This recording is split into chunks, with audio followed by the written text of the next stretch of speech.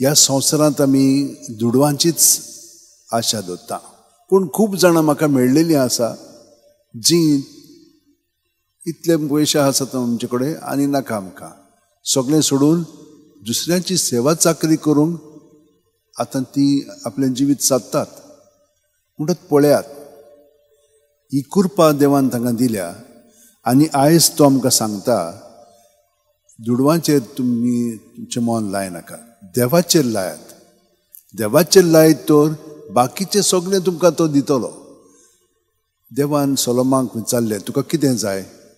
तो म्हण लागलो म्हाका ती जाणवाय दी ज्या प्रमाणे म्हाज्यान ओळखूंक जाता हें देवाचें ओ हें देवाचें न्हय पळय तें, ही बुद्धी म्हाका दी. देवान ताका शबासकी दिली. तुवें गिरेस्त मागूंक ना, कांय मागूंक नाय, हें देणें मागलां खरेपणी त्या देण्या बरोबर तुका हांव भरपूर दितलो. हे भाशेन म्हज्या भयणीनो आनी भावानो, देवाची येवजण कितें ती आमी आमच्या जिवितान जिवंक जाय. ताणें दिलेली आसा आमकां सगळ्या जाणांक एक एक जबाबदारी दिल्ली आसा. ती कशी आमी पाळटा? आमच्यो सुगी हो देवानी म्हाका दिल्ली आसा, देव म्हजे सवय ही चाकरी सेवा फुडें वता ते भाशेन आमी वावरूंक जाय. आनी हे दोन मुद्दे आमी आमच्या मनांत दवरया.